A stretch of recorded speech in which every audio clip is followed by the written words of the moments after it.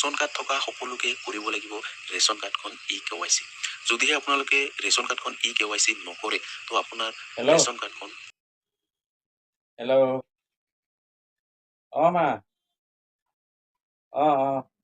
যাম বুলি ভাবিছোঁ। আপুনি সেইদিনা ফোন কৰিছিলে যে আজিহে সময় পাইছোঁ আৰু হেৰি কি বুলি কয় আৰু নিউজটো চাইছিলোঁ, বাতৰিটো অলপ আগত চালোঁ। নিউজটো চাইছিলোঁ অকণমান আগত 25 তাৰিখে লাষ্ট ডেট দি আছে। ঠিক আছে বাৰু, হ'ব আমি অলপ পিছতে গৈ আছোঁ। চব একেলগতে যাব। ঠিক আছে, হ'ব তেতিয়াহ'লে। জোন ফিংগাৰ প্ৰিণ্ট দিব যাব লাগে ন? ইয়াত ৰেচন কাৰ্ডৰ ই-KYC ইয়াত সেইদিনা মায়ে ফোন কৰিছিলে যে আজি যাব লাগিব বোলে। বোলে আৰু সময় নাপাওঁ, আজি লাষ্ট মানে কি আজি দেওবাৰ বন্ধ আছে ন। মাইনাক উলিয়াই দিয়া, গা চা ধুৱাই দিয়া দেই। মাইনা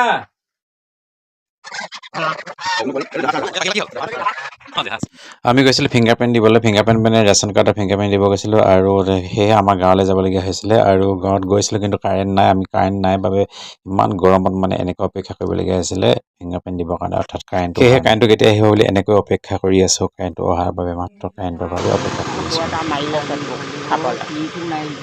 এনেকৈ মৰম কৰি দিয়ক অকণমান।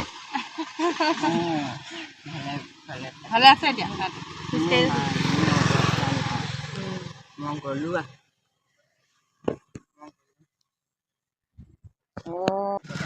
আমি ঘৰলৈ বুলি যাবলৈ ওলাইছোঁ, মানুহগৰাকী, ল'ৰাটো আৰু মই, আৰু এনেদৰে আমি গৈছোঁ আৰু প্ৰথমবাৰৰ বাবে আমাৰ ঘৰলৈকে গৈছোঁ বেটেৰী ৰিক্সাত, প্ৰথম ই-ৰিক্সাত গৈছোঁ আৰু ভাল লাগিছে, খুবেই ভাল লাগিছে আৰু ভাড়াটো অলপ কম পৰিছে।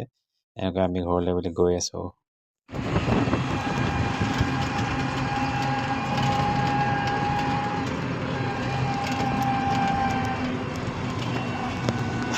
ঘৰত পাই গ'লোহি আৰু ঘৰত খাই আছোঁ চাহ, আৰু চাহৰ লগত এয়া বুন্দিয়া খাই আছোঁ, নিমকি কিবা কিবি এইবিলাক খাইছোঁ। মায়ে খাইছে, মানুহগৰাকীয়ে খাইছে, মই খাইছোঁ আৰু এইফালে আমাৰ বাবা বহি আছে। বাবা মানে আমাৰ দেউতা, আৰু এই দেউতাৰ মানে বহুত দিনৰ পৰা মানে যথেষ্ট দিন হৈ গ'ল মানে গা ভাল নাই মানে প্ৰেছাৰ ষ্ট্ৰক হৈছিলে এবাৰ, আৰু তেনেকৈ মানে আজিকালি গাবিলাক যথেষ্ট মানে ভাল হৈ নাথাকে, মানে খুবেই বেয়া হৈ থাকে।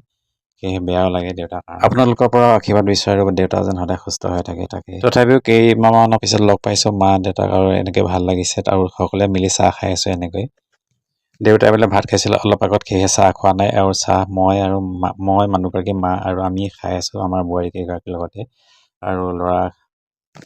আৰু মই পিছফালে আহিছিলোঁ, পিছফালে আহোঁতে পটককৈ ফুল কেইজোপামান মানে চকুত পৰিলে আৰু আকৌ পৰা দেখাইছোঁ এয়া চাওকচোন, বিছা নিচিনা ফুল এয়া ফুলি আছে। আৰু দেখাম দেই আপোনালোকৰ, এয়া নাইট কুইন হয়, নাইট কুইন ফুলটো দেখাইছোঁ আপোনালোকক, এয়া ফুলি আছে আমাৰ পাকঘৰৰ এটা পিছফালে টিউবৱেলৰ ফালে ফুলিছে। এই পাত দেখিছেনে? চাওকচোন, নাইট কুইন হয়, ইমান ধুনীয়া লাগিছে। নিশা ৰাণী ফুল, এয়া হৈছে নিশা ৰাণী ফুল হয়, মাত্ৰ এপাহে ফুলিছে আৰু ফুলিব চাগে, তোমাৰ কলি দেখা নাই ইয়াত। নিশা ৰাণী ফুলটো ক'ৰপৰা ওলাই, এই দেখিছেনে ইয়াতে। এইবাৰ আমি ঘৰৰ সকলো সদস্য ওলাইছোঁ, মানে বোৱাৰীহঁতৰ ওলাইছে, ভাইটিহঁতৰ ওলাইছে লগত, আৰু মই আৰু মানুহগৰাকী ওলাইছোঁ, মা ওলাইছে। আমি ওলাইছোঁ মানে কি ৰেচন কাৰ্ডৰ ফিংগাৰ প্ৰিণ্ট দিবৰ কাৰণে, যিহেতু ৰেচন কাৰ্ড মানে ভৱিষ্যতলৈ বহুত প্ৰয়োজনীয় যথেষ্ট প্ৰয়োজন হয়। সেয়ে ৰেচন কাৰ্ডখন জীয়াই ৰাখিবৰ বাবে আমি আহিলোঁ এয়া ফিংগাৰ প্ৰিণ্ট দিবৰ কাৰণে, আৰু ফিংগাৰ প্ৰিণ্টটো দিওঁ বুলি ওলাই গৈছোঁ একেলগে। ৰেচন কাৰ্ডৰ ফিংগাৰ প্ৰিণ্ট দিবলৈ আহি পেলাই দেখা পালোঁ ইয়াত কাৰেণ্ট নাই আৰু এনেকৈ অচল হৈ পৰি আছে মেচিন, আৰু এনেকৈ আমি অপেক্ষা কৰিবলগীয়া হ'ব, আৰু অপেক্ষা কৰিবতো লাগিবই কিয়নো আমি আহিছোঁ আৰু দি যাবই লাগিব। সেয়ে আমি অপেক্ষা কৰি আছোঁ দিম বুলি, মানে ফিংগাৰ প্ৰিণ্ট দিম বুলি, যদিও গৰম মানে এনেকৈ বহিয়ে আছোঁ, তথাপিও উপায় নাই। অৱশেষত যেনিবা কাৰেণ্ট আহিল দেই, হে ভগৱান ৰক্ষা, আৰু আমি সকলোৱে দিলোঁ মানে ফিংগাৰ প্ৰিণ্ট দিলোঁ, আৰু ফিংগাৰ প্ৰিণ্ট দি পেলাই সকলো ঘৰলৈ বুলি কি হ'ল। এইফালে আমাৰ গাঁৱৰ মানে বাইচাগৰাকী লগ পালোঁ, আৰু বাইচাগৰাকীৰ পৰা অকণমান আশীৰ্বাদ বিচাৰিলোঁ, আশীৰ্বাদ ল'লোঁ, আৰু কিয়নো বহুত দিনৰ পিছত লগ পাইছোঁ, বাইচাগৰাকীও মানে যথেষ্ট বুঢ়ী হৈ গ'ল, মানে আগতে সমাজৰ গাঁওবুঢ়ানী আছিলে আৰু এতিয়া বৰ্তমান এনেকুৱা বয়স যথেষ্ট হৈছে, সেয়েহে মানে সকামলৈ যাবলৈ অসুবিধা হয় বাইচাগৰাকী। ভগৱানে যেন কুশলে ৰাখক, তাকে কামনা কৰিলোঁ ভগৱানৰ ওচৰত। বৰ্তমান আমি ৰেচন কাৰ্ডৰ মানে কি ফিংগাৰ প্ৰিণ্ট দি আহিলোঁগৈ, আৰু এনেকৈ আহি আছোঁ কাৰেণ্ট নহৈছিলে বহুত মানে বহুত অপেক্ষা অন্তৰ পিছত মানে দিব পালোঁ আৰু ঘৰলৈ ঘূৰি যাব লাগিব সেয়েহে ৰিয়ানৰ পৰীক্ষা আছে বাবে ঘৰত শাক পাচলি তেনেকৈ নাই মাত্ৰ কোমোৰা এটাহে লাগি আছে ইয়াত এনেকৈ আৰু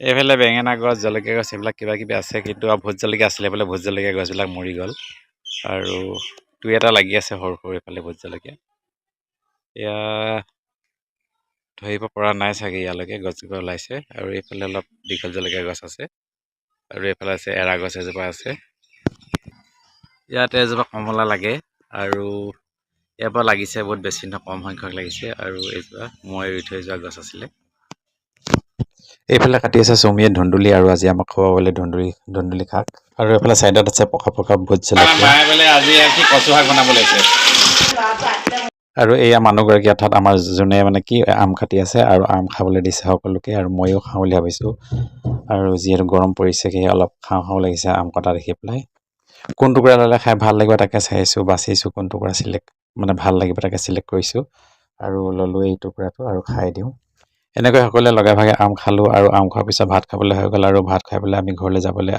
ওলাব আহিলোঁ ঘৰলৈ মানে তিনিচুকীয়ালৈ আৰু ভিডিঅ' যদি ভাল লাগিছে লাইক কমেণ্ট শ্বেয়াৰ কৰিবলৈ নাপাহৰিব তাকে এবাৰ অনুৰোধ জনালোঁ আজিলৈ আহিছোঁ আকৌ এটা নতুন ভিডিঅ'ত পুনৰ লগ পোৱা আশাৰে